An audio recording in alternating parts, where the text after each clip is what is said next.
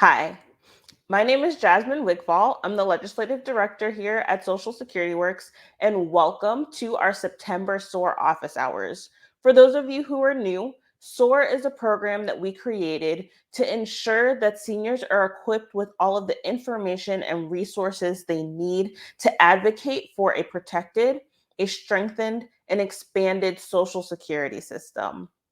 Today, we want to answer your questions around congressional hearings. If you have access to our weekly SOAR digest, then you know that last week we told you about a hearing that one of the Senate Finance subcommittees was having related to our supplemental security income system, a very key part of our Social Security system. SSI, as the program is known, is in desperate need of updating, and there's a chance that Congress will take that subject matter up and create legislation around it in the coming months. And so this hearing was a really important conversation for the members of the Senate subcommittee to learn more about our SSI program from expert witnesses, but also from individuals in state and local organizations. And so we're going to talk today about how you can submit a statement for the record.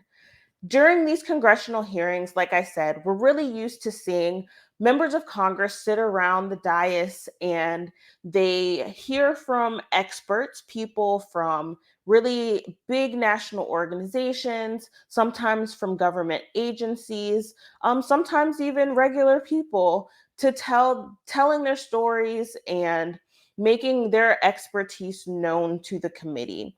But there are only a limited number of people who can testify at these hearings. And so there has to be another way for other experts and for other individuals to be able to tell stories and to be able to tell their knowledge about these programs. And that is why we have the opportunity to submit statements for the record during hearings in Congress. This past week, like I said, the hearing had to do with our SSI system. And so there were four witnesses, but several organizations, national, state, and local organizations, along with several individuals, put together statements for the record so that Congress would have a record of what they believe are the best ways to improve our SSI system. And I want to share those with you today. So let me share my screen very quickly and show you exactly what Social Security Works submitted for the statement that we put together for the SSI hearing. So as you'll see, our statement for the record was 7 pages long, which is a lengthy statement for the record. No one should feel like they have to submit 7, 8, 9, or 10 pages, not as an individual, but you'll see we have our logo, we have our address, the date of our submission, the subcommittee it was going to, and then it's addressed to the chairman, ranking member, and members of the subcommittee. And here we put all sorts of information that we thought was useful for the committee to know in order for them to make steps toward improving SSI. So that's what our statement for the record looked like. But let me show you what your statement for the record can look like if you would like to submit a statement for the record in future hearings. Now, I want to take the time to thank some of our friends at the Arc of the United States for creating these really great templates for this past hearing. And even though these templates were made for just this past hearing, I think that they are wonderful tools for you all to take and to use for any future hearings. So as you'll see, this statement for the record was template is for an individual. It's very similar to the one I showed you for Social Security Works because it's addressed to the subcommittee and has the date. But instead of writing a logo, you would write your full name and your address so that the committee knows exactly who they're hearing from. Let me see if I can make this a little bigger so that we can see it. There we go.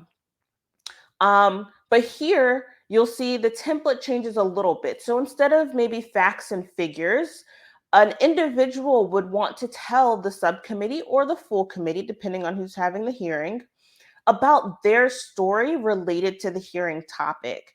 So as you can see, this one starts, my name is, and I'm writing to submit a statement for the record for the subcommittee hearing policy options for improving SSI.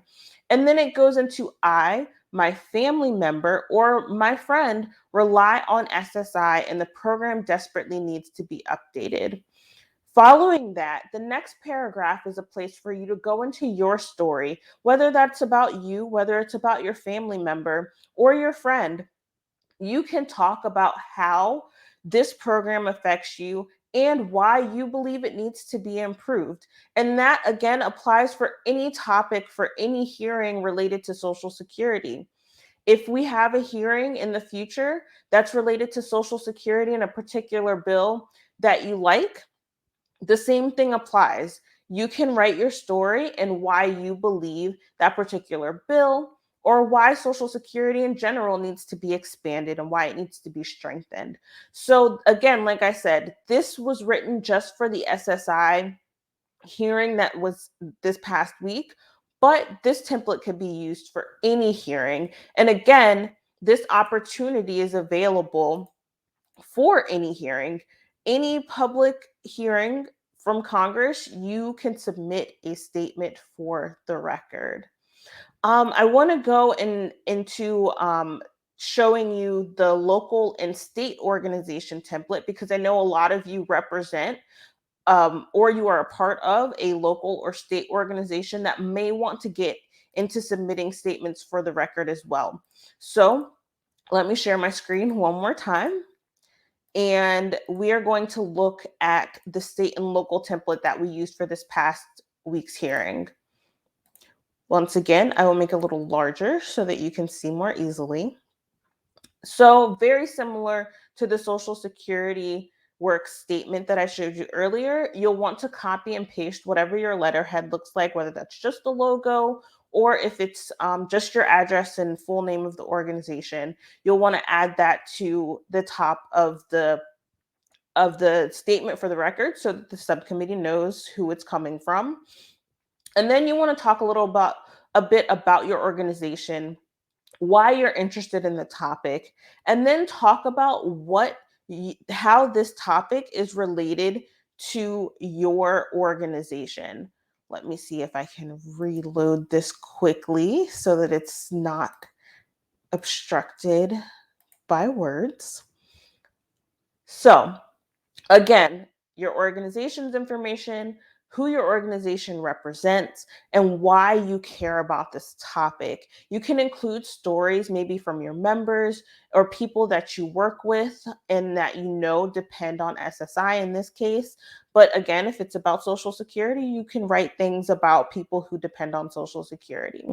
These sorts of statements, like I said, are really, really, really important and helpful for the committee now, but also for the committees of the future so that they can see what organizations really wanted this to be pushed forward. And especially in state and local organizations, if a subcommittee or a committee member is from your state, they have record that people on their state are interested in this topic and they know exactly why you're interested in this topic. And so this is just another way for you all to be involved in the conversation. Like I said, one of the goals here at SOAR is for you all to tell your stories and to be more involved in the legislative process. And so I hope that this was a helpful new tool, new way for you to want to be involved and want to make sure that your voice is heard in the halls of Congress. Now, I want to share one more thing with you, just so that you can see it. And this one is an example from the SSI hearing. I just want to make sure you understand that there are requirements about how you submit the statement.